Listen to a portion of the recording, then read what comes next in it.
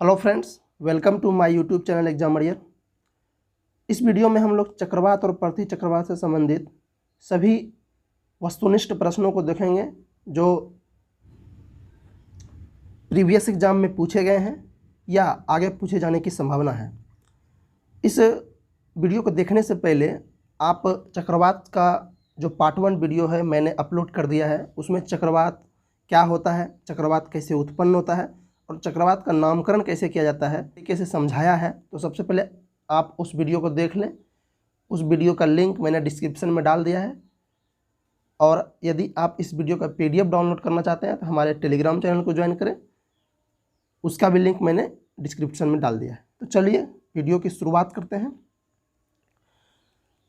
प्रश्नों की ओर बढ़ने से पहले एक दो पॉइंट समझ लेते हैं कि ट्रॉपिक ऑफ कैंसर यानी कर्क रेखा और ट्रॉपिक ऑफ कैप्रिकॉर्न यानी मकर रेखा, इन दोनों के बीच का जो क्षेत्र होता है वो उष्णकटिबंध का क्षेत्र होता है। ये पूरा क्षेत्र उष्णकटिबंध का क्षेत्र है और इस एरिया में जितने भी साइक्लोन आते हैं उसको उष्णकटिबंधीय चक्रवात कहा जाता है। भारत के क्षेत्र में जो भी चक्रवात आते हैं वो उष्णकटिबंधीय चक्रवात कहलाते हैं। ठीक है,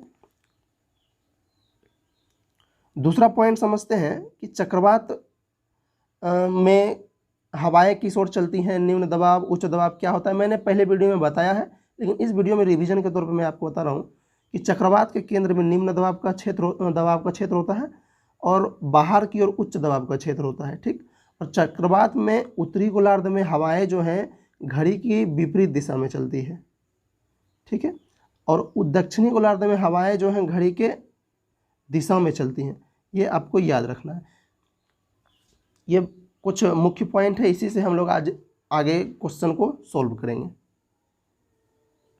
तो आज का पहला क्वेश्चन है, चक्रवात के केंद्र में होता है निम्न दबाव का क्षेत्र उच्च दबाव का क्षेत्र, कोई निश्चित नहीं, ए और बी दोनों। अभी भी मैंने बताया कि चक्रवात के केंद्र में निम्न दबाव का क्षेत्र होता है। ठीक है, उच्च दबाव का क्षेत्र बाहर होता है। ठीक है, दूसरा प्रश्न है, उत्तरी गोलार्ध में चक्रवात की दिशा क्या होती है। अभी मैंने बताया कि उत्तरी गोलार्ध में चक्रवात की दिशा जो है घड़ी के विपरीत दिशा में होती है। ठीक है, और दक्षिणी गोलार्ध में चक्रवात की दिशा घड़ी की दिशा में होती है। तो इसका सही उत्तर हो जाएगा घड़ी के सुई के विपरीत दिशा में। तीसरा प्रश्न है, चक्रवात में हवाएं किस प्रकार चलती हैं। ये क्वेश्चन अच्छे से समझिएगा। चक्रवात में हवाएं किस दिशा में चलती है, केंद्र से उच्च दबाव की हवाएं परिधि की ओर। अच्छा, चक्रवात में जो है यहाँ लो प्रेशर होता है सेंटर में।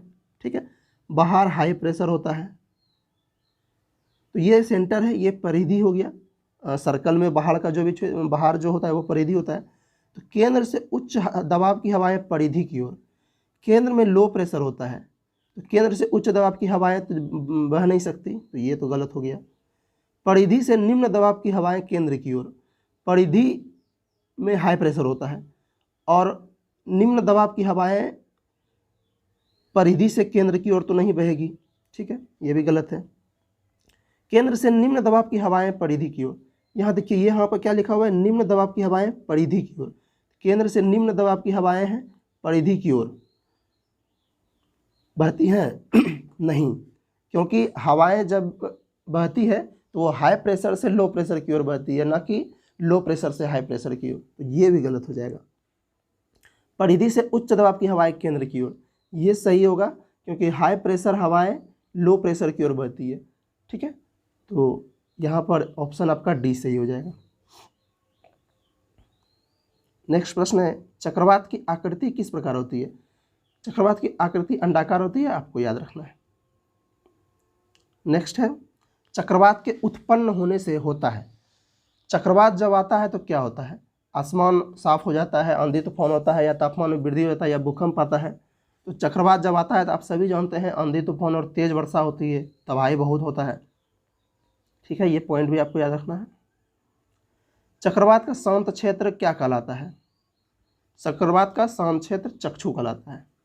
ठीक है, नेक्स्ट प्रश्न, फ्रंटल वर्षा किस कारण होती है। फ्रंटल वर्षा चक्रवातीय गतिविधि के कारण होती है, ये पॉइंट भी याद रखना है।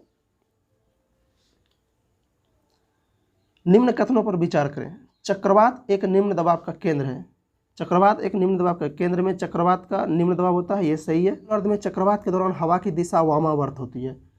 वामावर्त मतलब घड़ी की सुई की दिशा में, घड़ी की सुई की दिशा में। तो ये दोनों कथन सही है, तो इसका सही ऑप्शन हो जाएगा सी।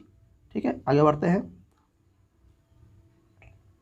टी मापक पर निम्न में से किसका मापन किया जाता है? ये क्वेश्चन बहुत ही इंपॉर्टेंट है।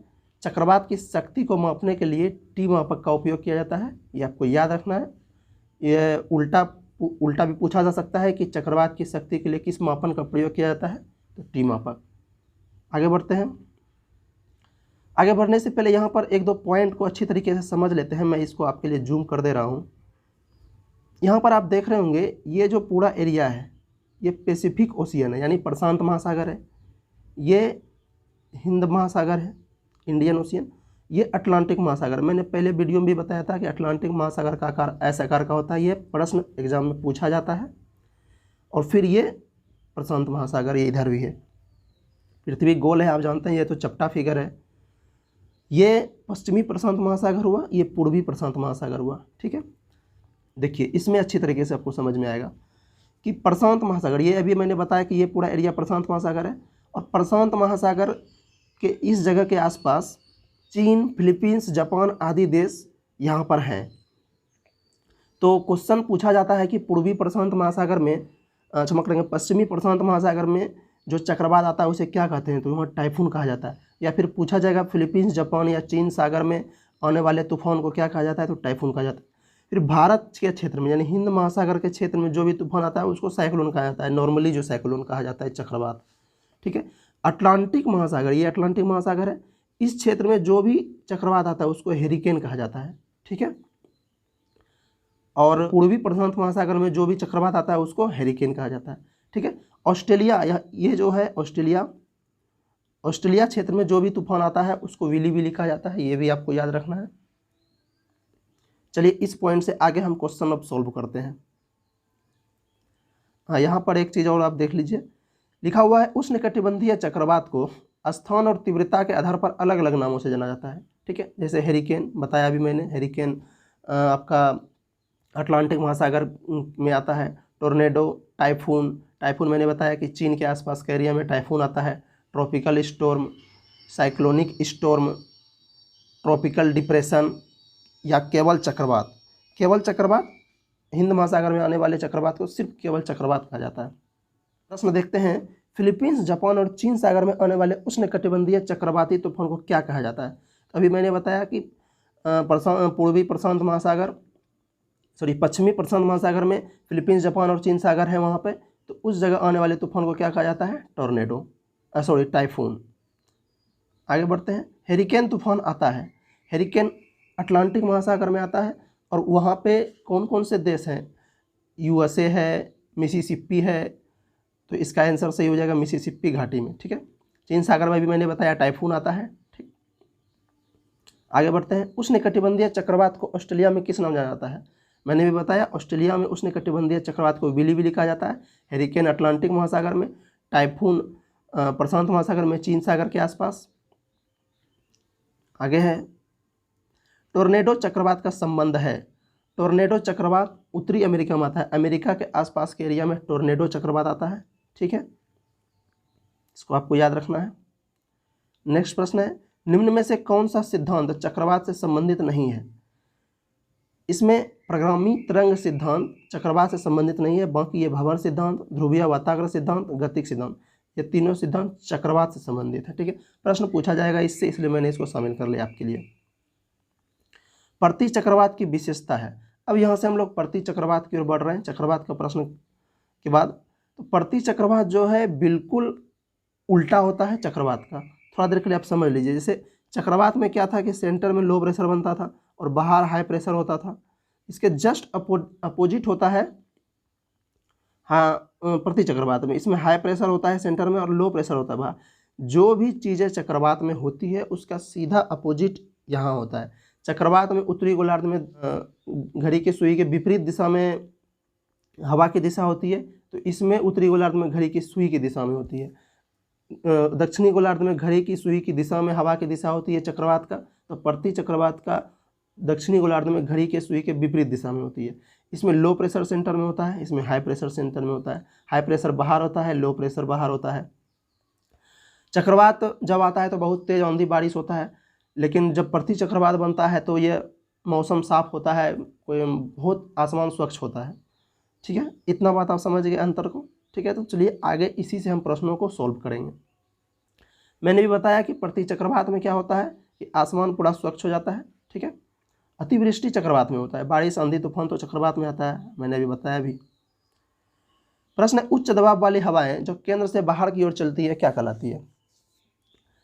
उच्च दबाव की हवाएं केंद्र से बाहर की ओर चलती है, मतलब कि हाई प्रेशर सेंटर में है। ठीक है, अब बाहर लो प्रेशर है, तो ये किसको बता रहा है? ये प्रति चक्रवात को बता रहा है। ठीक है, लो प्रेशर जब सेंटर में रहेगा और हाई प्रेशर जब बाहर रहेगा तो क्या होगा? वो चक्रवात होगा।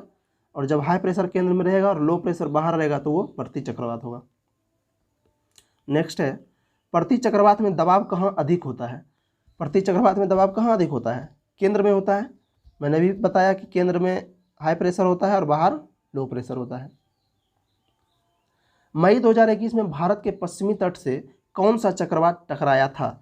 अब अभी हम मई 2021 में जो 2 चक्रवात आया है उसके बारे में हम प्रश्नों को हल करेंगे। एग्जाम में 100% इससे प्रश्न पूछे जाएंगे। 2021 में जो भी एग्जाम होंगे उससे प्रश्न पूछे जाएंगे। तो प्रश्न है, मई 2021 में पश्चिमी तट से कौन सा चक्रवात टकराया था? यहाँ पर ये जो पश्चिमी तट है इसको भी आपको याद रखना है। क्वेश्चन पूछा जा सकता है ऑप्शन में डाल के कि किस तट से यह चक्रवात टकराया था। सबसे पहले तो इसका आंसर जान लेते हैं। मई 2021 में भारत के पश्चिमी तट से ताउते चक्रवात टकराया। ठीक है, इसका सही उत्तर हो जाएगा ताउते। यहाँ पर यह क्वेश्चन बन सकता है कि ताउते चक्रवात भारत के किस तट से टकराया था। आपको ऑप्शन में दे देगा पूर्वी, पश्चिमी, दक्षिणी, उत्तरी। तो ये पॉइंट भी आपको याद रखना है, पश्चिमी तट। इसका सही उत्तर हो जाएगा ताउते। ताउते चक्रवात का नामकरण किस देश ने किया है? ठीक है, ताउते चक्रवात का नामकरण म्यांमार ने किया है। चक्रवात का नामकरण कैसे होता है मैंने पार्ट 1 के वीडियो में बहुत अच्छी तरीके से समझाया है, तो पहले आप उसको देख लें। डिस्क्रिप्शन में लिंक दिया हुआ है कि चक्रवात का नामकरण कैसे होता है, आप उसको देख लीजिए पहले जाके। किस सागर में निम्न दबाव का क्षेत्र बनने के कारण ताउते चक्रवात उत्पन्न हुआ? ताउते चक्रवात किस सागर में उत्पन्न हुआ है? अरब सागर में। ठीक है, भारत के पश्चिमी तट में अरब सागर, पूर्वी तट में ये भारत है। ठीक है, इस क्षेत्र में ताउते चक्रवात आया था। ये इधर जो भी राज्य थे, ये यहाँ पर आपका गुजरात था, ये राजस्थान, ये क्षेत्र प्रभावित हुआ था। राजस्थान, गुजरात, केरल, कर्नाटक, ये जो है भारत का पश्चिमी तट है। और यहाँ पे जो सागर है अरब सागर है, और इधर बंगाल की खाड़ी है। ठीक है, यहाँ पर बांग्लादेश, उड़ीसा, बांग्लादेश यहाँ पर है।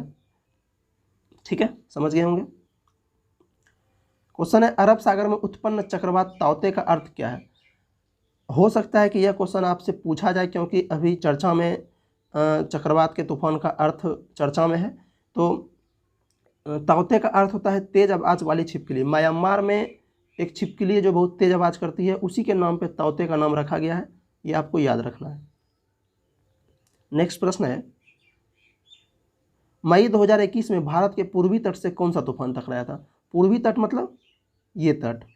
ठीक है, पश्चिमी तट ये हो गया, पूर्वी तट ये हो गया। पूर्वी तट में बंगाल की खाड़ी है, पश्चिमी तट में अरब सागर है। तो यहाँ कौन सा तूफान टकराया? तो यहाँ पर तूफान टकराया यास। ठीक, ताउते के बारे में मैंने बता दिया। अम्फान और निसर्ग का नामकरण किसने किया है? आपको कमेंट में जवाब देना है, जिन्होंने पहला वीडियो देखा है उसके लिए। यास चक्रवात का नामकरण किस देश ने किया? यास चक्रवात का नामकरण किसने किया है? ओमान ने किया है। ठीक है, म्यांमार ने ताउते जो पश्चिमी तट पे आया था, म्यांमार ने उसका नामकरण किया। किस सागर में निम्न दबाव का क्षेत्र बनने के कारण यास चक्रवात उत्पन्न हुआ? यास चक्रवात किस सागर में उत्पन्न हुआ? मैंने बताया कि इधर बंगाल की खाड़ी है, पूर्वी तट पे हुआ है। तो यहाँ पर बंगाल की खाड़ी में निम्न दबाव का क्षेत्र बनने के कारण यास चक्रवात उत्पन्न हुआ। बंगाल की खाड़ी में उत्पन्न चक्रवात यास का अर्थ क्या है? तो बंगाल में की खाड़ी में जो चक्रवात यास उत्पन्न हुआ है उसका अर्थ है निराशा। ठीक है, ये आज इस वीडियो का अंतिम प्रश्न था। आप इस वीडियो के पीडीएफ के लिए हमारा टेलीग्राम चैनल ज्वाइन कर सकते हैं। डिस्क्रिप्शन में लिंक दिया हुआ है, वहाँ पर क्लिक करके आप टेलीग्राम चैनल ज्वाइन कर ले, वहाँ से आपको पीडीएफ मिल जाएगा।